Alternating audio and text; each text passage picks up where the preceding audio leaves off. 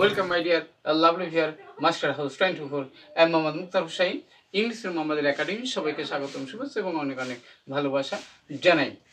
আমাদের প্রত্যেকেরই কিন্তু এমন একটি ল্যাঙ্গুয়েজ বা ভাষা জানা প্রয়োজন, যে ভাষাটি জানা থাকলে আমরা পৃথিবীর সবার সাথে কমিউনিকেট করতে পারি। হায়ার এডুকেশন, ভালো চাকরি, যে কোনো ক্ষেত্রে হলো আমাদের ইংলিশ নলেজ প্রয়োজন রয়েছে। আর ইংলিশের মধ্যে এমন একটি গুরুত্বপূর্ণ বিষয় রয়েছে, যে বিষয়টি জানলে তোমাদের ইংলিশ নলেজকে ইনক্রিজ করতে পারবে। অর্থাৎ ইংরেজির জ্ঞানকে সমৃদ্ধশালী করতে হলে অবশ্যই তোমার এমন একটি বিষয় জানতে হবে, যে বিষয়টি জানলে তোমাদের ইংলিশ নলেজকে অনেক বেশি সমৃদ্ধশালী করতে পারবে। তাহলে সেই টপিকসটি কি? সেটা হচ্ছে most common English phrasal verb. How to learn, কীভাবে শিখলে তোমরা ইংলিশে এক্সপার্ট হবা, জিরো টু হিরো হবা। আজকের ভিডিও থেকে সেই বিষয়টি চমৎকারভাবে তোমরা জানতে চলেছো। আর তোমরা যারা আমার চ্যানেল নতুন রয়েছো, অবশ্যই চ্যানেলটি সাবস্ক্রাইব করে রাখবে। তোমাদের নিত্য নতুন ভিডিও নোটিফিকেশন নিয়মিতভাবে তোমাদের মোবাইল, ল্যাপটপ, কম্পিউটারে পেতে চাইলে, আর যারা সাবস্ক্রাইব করছো, thank you so much. So no more talk, now go to our whiteboard, try to understand. To this listen, 12 most common English phrasal verb, how to learn, how to increase knowledge by practicing English phrasal verb. So, get start. Hello my dear lovely viewers, আমরা বলছিলাম 12 most common English phrasal verb. How to learn, কিভাবে শিখলে ইংলিশের expert, ইংলিশের বস, zero two hero হওয়া। আজকে আমাদের episode হলো 57তম ভিডিও। আজকে তোমাদের জন্য একটি বোনাস একটি কোশ্চেন রয়েছে, যে বিষয়টি তোমাদের অবশ্যই জানার প্রয়োজন রয়েছে। আমরা হয়তো অনেকেই জানি, অনেকে নাও জানতে পারি। সেটা হল সেট টু। এই সেট টুটি অর্থটা কি, কীভাবে তোমরা আজকের ভিডিওতে অবশ্যই জানতে পারবে। প্রথম শেষ পর্যন্ত অবশ্যই স্টেপ বাই স্টেপ আলোচনা করব, এবং তোমরা যারা দ্রুত জানাতে পারবে অবশ্যই কমেন্টস করে জানিয়ে দাও যে সেট টু মানে কি, এটাতে কীভাবে সেন্টেন্স তৈরি করতে হয় সে বিষয়টি জানবে। তাহলে প্রথমে দেখো বন্ধুরা, সেটা কি, যে টেক এ লুক অ্যাট, মানে লুক মানে কি, দৃষ্টি দেওয়া। তাহলে এখানে বন্ধুরা আমি কি হচ্ছে, I took a look at the lady orphan. আমি এতিম বালিকাটি দিকে তাকিয়েছিলাম। I took a look at the lady orphan, অর্থাৎ কি, অসহায় বা এতিম বালিকার দিকে আমি সে তাকিয়েছিলাম। নেক্সট হচ্ছে বন্ধুরা, টেক আফটার মানে কি, সেম বা সাদৃশ্য হওয়া। আমরা একে অপরের সাথে একই রকম চেহারা বা দৃশ্য দেখা যায়, তাহলে সেটি হচ্ছে দি ডটার। আমরা লিখতে পারি the daughter, okay. Take after her mother, অর্থাৎ মেয়েটি তার মায়ের মতো দেখতে। The daughter takes after her mother, মেয়েটি তার মায়ের মতো দেখতে। নেক্সট আমরা বন্ধুরা, সেটা কি, টেক কেয়ার মানে যত্ন নেওয়া, ওকে। তাহলে এখানে বলছো কি, যে টেক কেয়ার ইয়োর হেলথ, তোমার স্বাস্থ্যের যত্ন নাও। টেক কেয়ার ইয়োর হেলথ, তোমার স্বাস্থ্যের যত্ন নাও, টেক কেয়ার। এবার টেক ফর, চিন্তা করা বা ধরে নেওয়া, ওকে। তাহলে বন্ধুরা, যে I took her for a beauty, for her A beauty. তাহলে আমি তাকে নিয়েছিলাম একটা সুন্দর হিসেবে তাকে গ্রহণ করেছিলাম।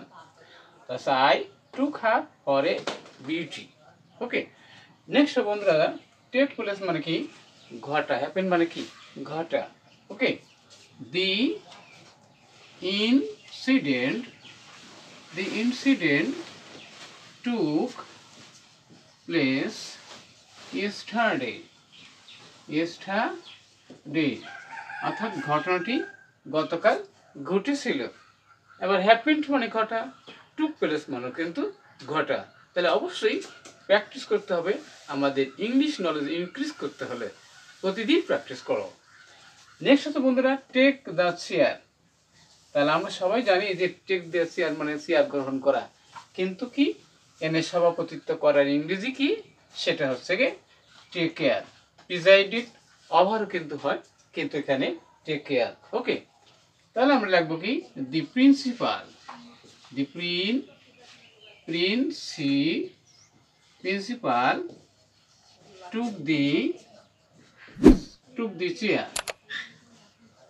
took the chair and conducted the meeting.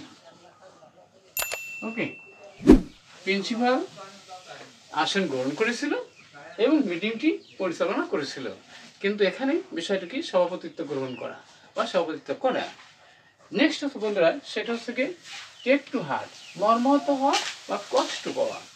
ওকে, এখানে আই টুক হিজ রিমার্ক